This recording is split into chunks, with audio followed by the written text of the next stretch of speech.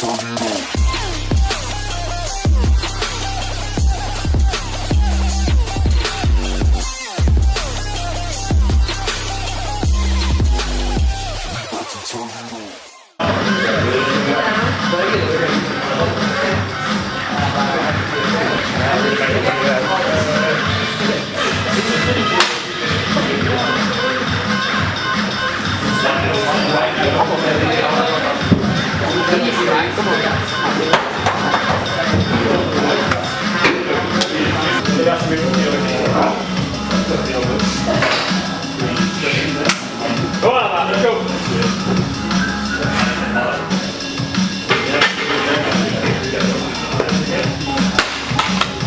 on, mate.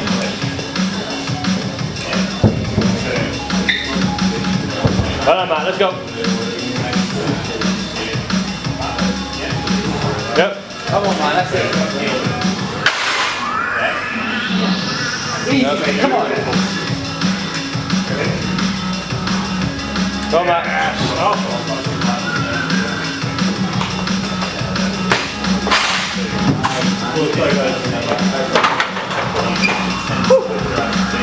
Well done, brother.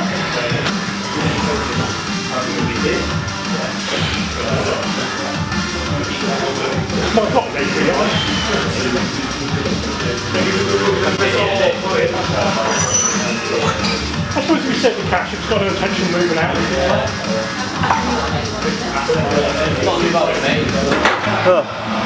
Probably the hardest set of squats I've done for a while. Managed to get 200 for a set of 4, which was technically a PB, I think, because I don't think I've ever done that.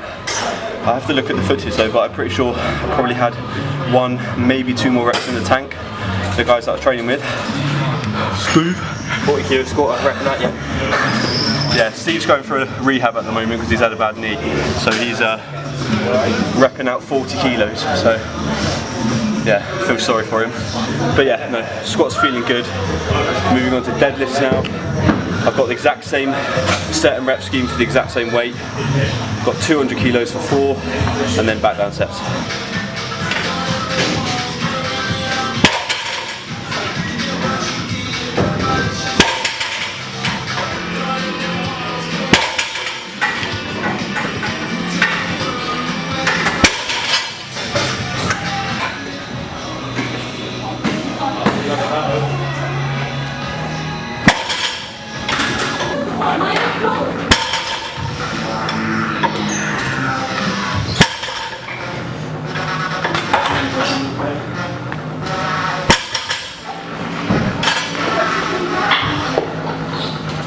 Welcome to day 8 of dry January. Heading down to Voodoo Q, but this time to do a wings challenge. So not going to put it in this video, you'll have to tune in for the next one. See you tomorrow.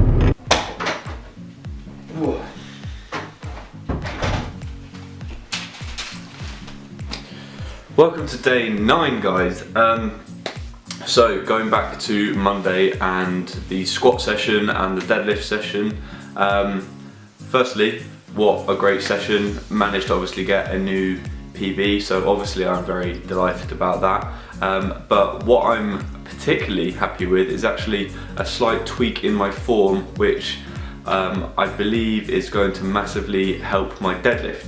So it was actually a really simple change, and it was literally just changing the angle of my foot by a few degrees, and I seemed to get a lot more torque when I was lifting the weight off of the floor, and I felt like I could actually get power sort of through my legs.